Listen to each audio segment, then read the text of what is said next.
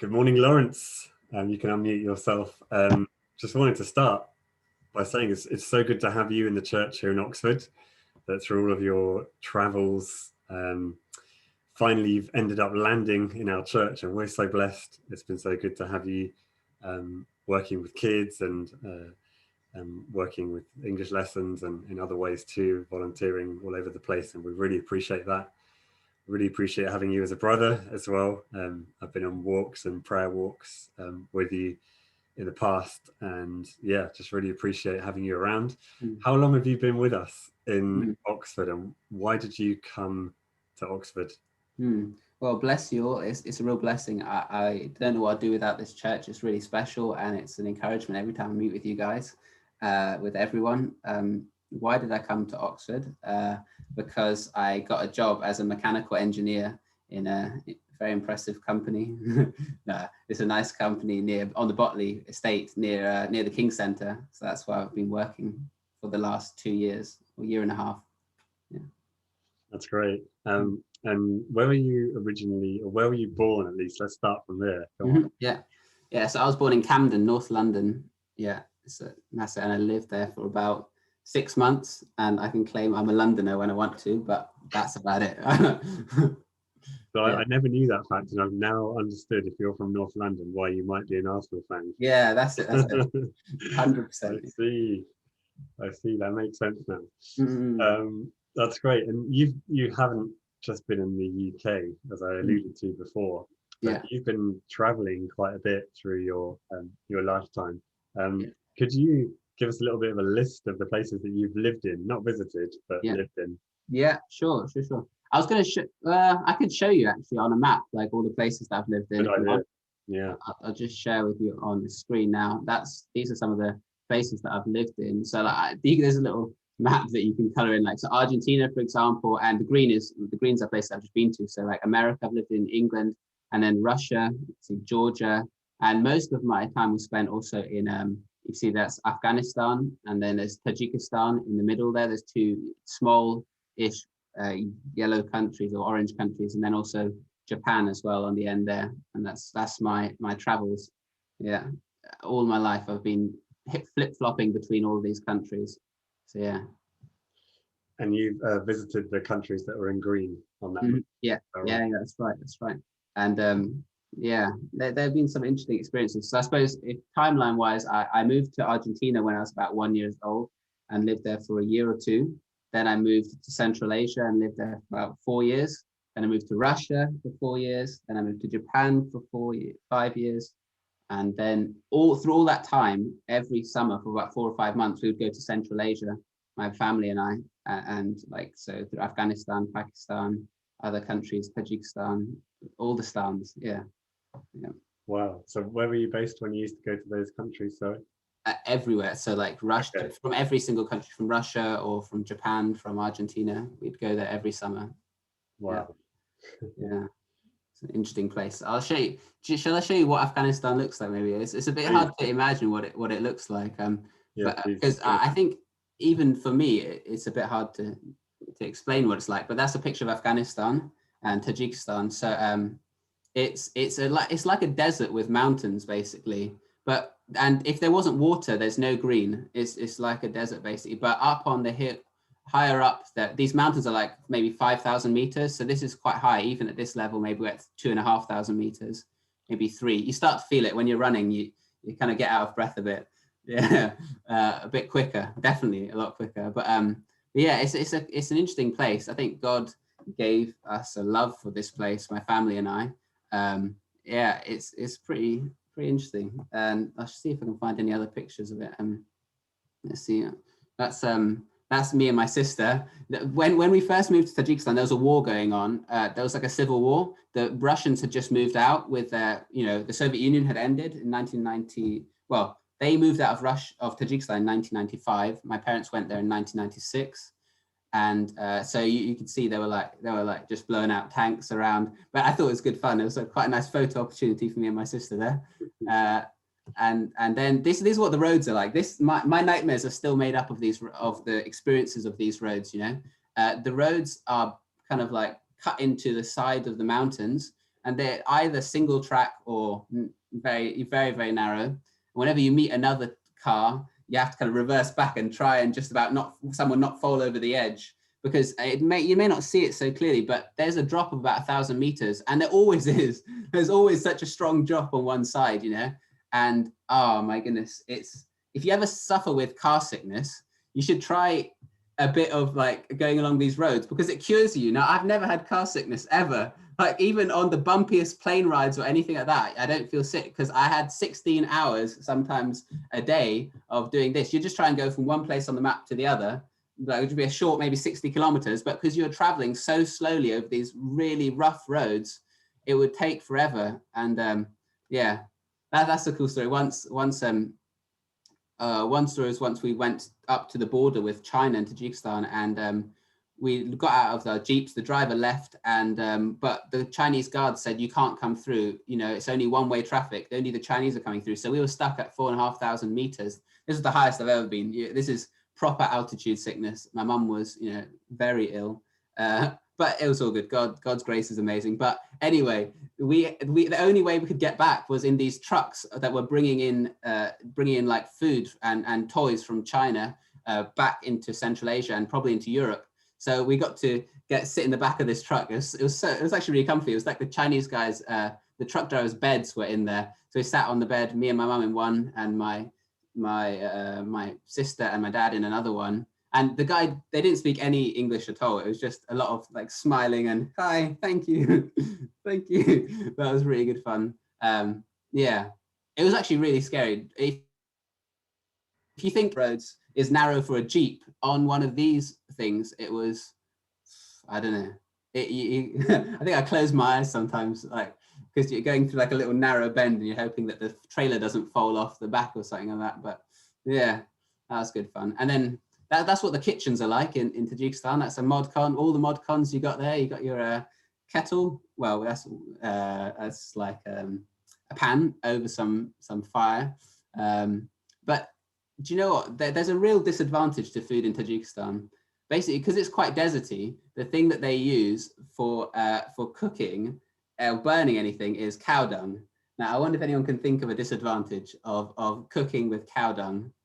Stephen, can you think of a disadvantage of anything? Probably your food smells of that, maybe. That's it. Your food, your clothes, everything. So bad. It's horrendous. And the food isn't stunning the first time around, you know, but when it gets flavored, matured with cow dung, I tell you what, I feel sick just remembering it now. But you got used to it because there's nothing else, was there? But that was an experience and a half. Yeah. And oh yes, every now and then the road would get washed away a bit. So, you know, driving through a river was also good fun. Yeah, that was quite nice. And then that's a bit silly, but yeah, my parent, that was in Afghanistan. So my dad and I, we dressed in sort of like Afghan sort of normal clothes, and my mum would have to wear like a full-on it's not even a burqa. Well, you can think of it as a burqa maybe, but it actually comes down. She had it over, but it comes fully down. You've got eye slits in there. But wearing that in 45-degree heat, my mum said was the epitome of hell. Like it's really, really hot underneath that tent that you're under. Yeah, and there's a picture of some of the Afghans that we met. Bless them, you know. But they had very little, you know. But they were really like, they just invite you into the house for tea. But they I think probably the stuff that this family had was like the carpet that they slept on and the clothes that they were in, and that was it. Like there was, yeah, it's crazy how little people had out there. But yeah, that's a bit, so you can kind of think about what that was a bit of my childhood was like. So a lot of these the kind of poverty in the situation was basically because it had been kind of recently war torn. It was politically unstable around there, was it? And yeah, Afghanistan's never been rich either. It's like there's not many resources. I don't know why people live there really. It's a desert. It's a high up desert. But yeah, and you're right, there's been a lot of war. There was always been armies coming through. That corridor is called like the Vakhan corridor, which every army that ever conquered, tried to get from Asia to Europe, had to go through this corridor. And that corridor is basically Afghanistan. So every conquering army always went through there. So they've had it in the neck for the last 2,000 years, basically. So yeah, it's not a new thing. It's just, yeah, it's a tough place. Tell us some of your fondest memories, but also maybe times when you were kind of fearing for your life, maybe running away from trouble. Give us a couple of insights into that. Yeah, fond memories. I don't know. With I'm trying to think for fond memories. No, it is somehow God gave me a grace. I never thought that it was tough or harsh on me. I just really liked traveling, and I thought it was fun. And God gave us the ability to get on with everyone. You got used to like just being a foreigner all my life. I all my life I felt a foreigner. Even when I came back to England, I was a foreigner. So I got used to that. But in terms of scary stuff, I think well, when we first went to Tajikistan, thankfully I don't remember it, but our car was hijacked. Like a load of guys came, with guns and thought it would be fun to try and like scare these people, get some money off of them. But I don't know how, but my dad's son managed to convince them that this was a bad idea and they might get in trouble with God or something like that. So I think that was probably a God thing. That wasn't like logical. Look, guys, here. Yeah. But yeah, we got off free from that. In terms of a memory that I had, so remember those really narrow roads? One time the driver was reversing back to let another truck through, and he had to reverse up the side of the mountain, and we turned over, and that was really scary. It rolled once, it rolled another time, and just before the edge, it stopped right just before the drop. So, and you see cars down there, and that's if you go down there. But I think God had angels like holding the side of the car just to make sure that we didn't fall down. But I think that's one of the scariest things. Yeah, I'm not scared though of it. I'm not traumatized by it, I don't think. So that's good. God gives an amazing grace to recover from these things. As a kid, I thought, doesn't every family do this? Doesn't everyone grow up like that? Genuinely, I had no idea that this was strange. I thought, oh yeah, I assume everyone does that, So yeah, it was only when I came back to England and I started talking to other kids or other university students, I was like, yeah, this is slightly weird. How do I explain this? Yeah. Yeah. Anyway. Wow. Yeah. And so what was all this traveling about? Like, why were your parents employed by a multinational company? Were they traveling, working in capital cities, or were they travel bloggers, Instagrammers? Like to get the photo off the edge of the cliff, the selfie. Yeah. Well, I think my dad or people they often joke. I suppose my dad jokes that we're probably just like spies, aren't we? Because my dad was an officer in the army when he was younger in the British Army. So that doesn't look very good. I don't know how we got into any of these countries, actually. you do your research on anyone. I don't think I would let my family into these countries because you think they're probably spies. But actually, my parents had sort of a heart for overseas work, and they're Christians, so that's what they've been doing. They felt when God said go, they went. So that's what they did. Wow, that's great, isn't it? And what did you think about God when you were a child? As a child, I think I had to be really reliant on God. I often remember praying a lot, like, Lord, I pray we wouldn't fall over the cliff, please. And loads of times when you had to pray a lot. So I remember, being very sure that God was real, and seeing a lot of things. Even in Argentina, growing up when I was 13 or 14, like I would see like the big campaigns, like the massive like 20,000 sort of seater stadiums filled up with people, and people running to God, like literally running to the front, waiting to receive God. So I think I was pretty convinced that there was a God, but maybe I didn't know him fully. But yeah. And how did that sort of carry when you went into university? Because my understanding is you left your parents because they were still abroad, but you came to university in the United Kingdom here. Where did you go to uni? Was it? Warwick University in the Midlands near Coventry. So when I was 16 or 17, I came back to England to do my A levels. My dad said, not in a harsh way, but he said, you can't keep traveling with us, because they haven't got a home. They had a very like nomadic lifestyle, like as in every, they didn't have a house. We still don't have a house. So like, he said, you can't keep traveling with us. You need to get a job or, go to university. So I didn't want to get a job. So I went to university. Yeah. And so I studied engineering. I decided to study that after A levels. Yeah. And what did you think about God, and what was your relationship with God at university? When you were at uni? Yeah, that's when. So growing up, I really liked people. You had to like people if like you're always like around other foreign people, or you're the foreigner, but you're always around people and different people. So I really liked getting on with people. And then when I went to university, suddenly there were loads of all types of people, and that was really good fun. But when I started off there, I was in the cheapest accommodation. It was a massive, like a tower block that I lived in of university students. And in that block, there weren't any other Christians. So when I got there, maybe for the first Sunday, I went off to church. It was quite hard to get to church because it was a campus in the middle of nowhere. But I went, and then, but I started to find that, people, like all my other friends were just drinking all the time and just having parties and stuff like that. And I think after, no, let's not sugarcoat it. In the first week, that's what I started doing. I really enjoyed going out, drinking, and that was probably my life for quite a while. And yeah, it was really good fun because all the people, there's so many different people from nationalities. I met Moroccans, I met, like I had French friends from every single tribe and tongue, and that was really quite enjoyable. But I started definitely losing God because I was filling my life up with more things that weren't of God.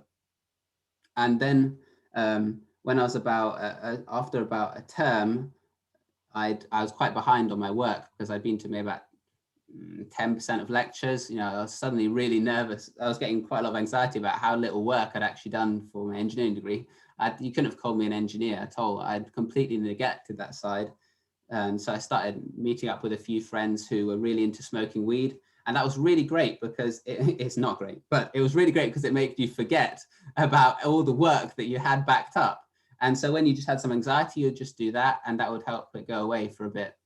And I carried on like that, and my friends got into other things as well. When you go out to clubs, you just try different drugs as well, just to have a good time. Because I think I was so in I think a lot of students now even are, you're trying to live in a very like hedonistic way, or live like for the next pleasure, because you're so realistically, it's a bit dire, your situation, your degree is going pretty badly. And there's a lot of kind of like just depression and just a lot of like just bad stuff going on. So you need something to feel better, So I really fell into that mindset, and that continued on for up into second year. But there was sort of a turnaround moment when I think there were two things that happened. The first thing that happened was that after a year and a half, my parents, who weren't in England, they sort of one way or another, they found out, I think they saw a message once that I was sharing some drugs with my friends, and they that's an experience and a half to have like this kind of conversation with your parents crying in front of you in a screen. That kind of shakes you quite a lot, but not enough to make me stop doing it, but it definitely did kind of awaken you a bit. The second thing was my sister, and my sister came to visit me when she was about 16 or 17. She's 3 years younger than me, and I took her out to a party and we had a great time. I saw some drugs for her. I can't believe that I did that. That's a really shameful thing, but especially considering an older brother is supposed to be someone like a role model, like someone who shares and shows and protects and looks after. And it's always been like that, but somehow I was in such a bad place that you can kind of see how that's something that I did. But 2 days later, after my sister had left for the weekend, I got a call from my grandparents saying that my sister was in hospital and she'd had another night out, and they sent a picture, she was on like an IV drip, and she'd had like a really bad, I don't know, like a mixture of alcohol and drugs in her system. And I think that was the moment where suddenly everything caved in. Like I don't know why that was the wake up moment. I should have had many more wake up moments, but that was like so many thoughts came to me in that moment. I think I realized what a terrible brother I was. I realized what a terrible person I was. I suddenly like really didn't want to, what were the thoughts? It's hard to say because a lot of things were in my head, like a lot of substances were in my head. So it's hard to remember a lot of it, you know, but it was really dark depression. And I wasn't talking to God. I hadn't talked to God for a year and a half, and I hadn't met with any Christians, but I was thinking this life is really rubbish that I've made, because I started, you know, like through all the things that I've been taking, like, I really found it hard to like focus on even a textbook. Like I couldn't like read the books that I was supposed to be reading. And I thought, well, okay, I've ruined my chances of becoming an engineer. I've ruined my sister's life. And I think my parents probably don't want to talk to me. I don't want to know me. And I don't think there's a God, you know, like as in this wouldn't happen to me if there was a God. I don't know exactly how I thought, but I certainly hadn't talked to God for a long time. And so I was thinking about how I could, how could I get off of this world, you know, just because I thought this is a rubbish place that I'm in. And a lot of like, I was probably in a very mentally unstable place. And I was just thinking, but I had this moment. I went back into my room one day, and I remember saying, you know, like my life is over. Like I want to die now, but if you are there, God, I want to give up everything, because the life that I've given to myself or made for myself is worthless. So I might as well try you, because I've got nothing to lose. It was something like that I said. And in that moment, that it was crazy, you know, the presence of God came so strongly that I almost joke or think like, I wish I would almost do it again just to meet God in that way again, almost, just because it was so special. Like, I think it was probably what's so special was the change, like from darkness, depression, like the contrast, you know, to God was so extreme that suddenly it just felt like like being under so much water, you know, being under such strong presence of God. And suddenly, you know, I was very afraid of God, because I thought, wow, he's going to really give me some real stick for this, you know, he's going to really attack me over all the bad things I've done. But it was so special. Suddenly the first thing that hit me was love, you know, and a love that I hadn't met for a year and a half. If you hadn't had proper love for a year and a half, you know, it's a really special thing to feel it. And wow, it came and it came and it came. And I think that's where God really, the Holy Spirit really entered into my life. And I remember just spending hours and hours talking to God and saying, God, I really need your help. I'm so weak, you know, I need you to restore my mind, because I can't study at the moment. Like my mind is so confused, you know, and messed up. And it would be a miracle if I get anything out of this degree. Please help me. And I just want to live for you. And I remember also praying, I want to make up for lost time, you know. I've really ruined myself as a Christian, but I really want to make up, you know, like I really want to live double as hard, double for you, Lord, even more, you know, because yeah, those are some of my thoughts. Yeah.